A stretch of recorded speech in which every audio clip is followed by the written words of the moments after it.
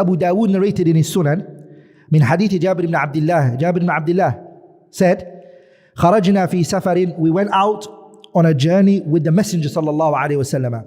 We went out on a journey, sorry. فأصاب رجلا منا. They went out on a journey with the Prophet sallallahu alaihi wasallam, and a man from amongst them was wounded. فأصاب رجلا منا حجر. A man from amongst us, he got hit by a rock, okay, a stone. And what it did is فَشَجَّ فِي رَأْسِهِ. It basically hit him on his head, and it basically left a mark. Not only just a mark, it was gushing with blood. Okay, bleeding heavily. So what they do, they took a cloth, tied his head with it after they helped him and cleansed it, and then they put a cloth on it to stop the bleeding, right? ثُمَّ احْتَلَمَ. The problem happened is that the man had a wet dream now. He went to sleep at night and he had a wet dream.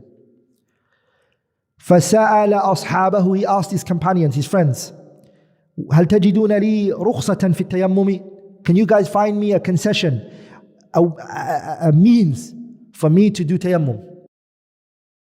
Tayammum, you all know what a tayammum is. It's a second form of purification. First it's water and then it's tayammum. He doesn't want to use water because he's going to have to do ghusl, complete bathing, but in a ritual manner. It's not just a bathing. So can you find for us, or can you find for me, he said, a concession on this issue? And they said to him, مَا نَجِدُ لَكَ رُخْصَةً. We cannot find for you any means, any way out of this. You have to do your ghusl, brother. Because they believe, according to their fiqh, is that the only time when there is a concession is when there is no water. إِذَا فُقِدَ الْمَاءُ. If the water is absent, إِذَا فُقِدَ الْمَاءُ جَازَ التَّيَمُّمُ. That's their qa'idah. If the water is missing, then it's permissible. But now the water is there, and they're taking the other qa'idah, which is إِذَا وُجِدَ الْمَاءُ بَطَلَ التَّيَمُّمُ. If water is found, tayammum is batil, it doesn't happen. That's all they know, so for example.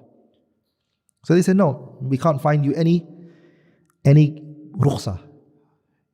There's a rukhsa and there's azima, right? Azima is what they're telling him to do right now. Rukhsa is the easy way out. No, we can't find you it. وَأَنْتَ تَقْدِرُ عَلَى الْمَاءِ. When you can find water, when you have water with you. فَغْتَسَلَ. The man said, okay, no problem. So he took water and he showered. The ghusl, water has to reach every part of your body, right? So the water went on his wound. فَمَاتَ. The man died. The death was caused by their fatwa and what they said to him. And that's when he does the iqtisal and he died, rahimahullah. Radiyallahu anhu. فَلَمَّا قَدِمْنَا. When they came to the Prophet sallallahu alaihi wasallam, أُخْبِرَ بِذَلِكَ. They told him, there was this man, this happened, he had a wound on his hand, he ihtalam. He asked us a question, if he can do tayammum. We said, no, you can't do tayammum. And then he went and he done ghusl and he died. O Messenger of Allah, what do you think about this? The Prophet said, قَتَلُوهُ قَاتَلَهُمُ اللَّهُ. أَمَا قَتَلُوهُ قَتَلَهُمُ اللَّهُ. They killed him, may Allah kill them. That's what the Prophet said. The Prophet got very upset.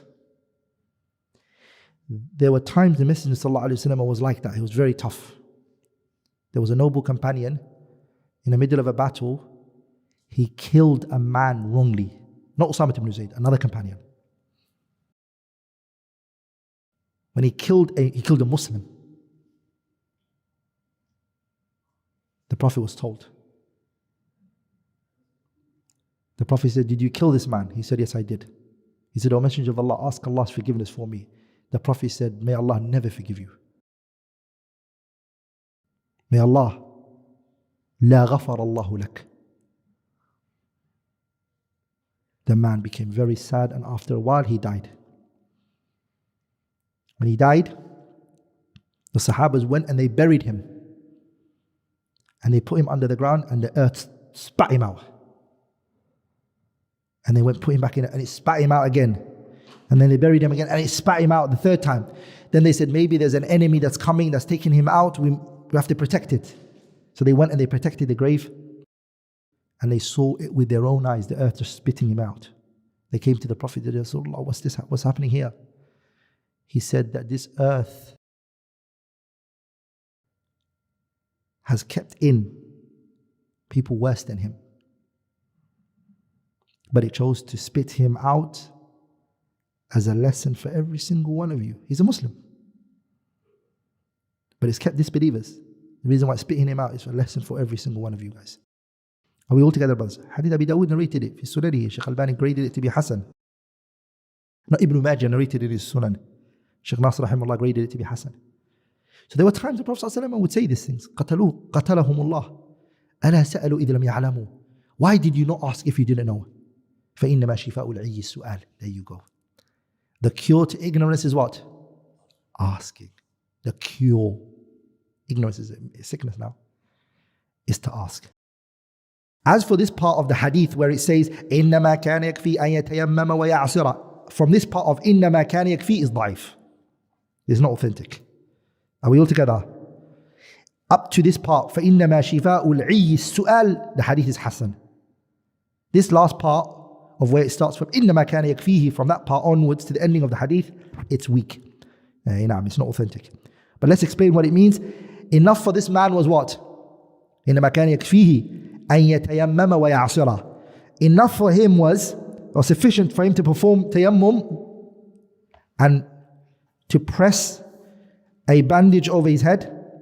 Yani the bandage he had on his head that he placed, for him to wipe on that was enough for him. Okay? وَيَغْتَسِلَ سَائِرَ جَسَدِهِ. And the remaining of his body, he could have just wiped it. That's it. That was enough for him. And then the Prophet said, then Shaykh said, فَأَخْبَرَ أَنَّ الْجَهْلَ دَاءٌ وَأَنَّ شِفَاءَهُ السُّؤَالِ. There you go. The Prophet told us here that ignorance is an illness and its cure is asking the people of knowledge.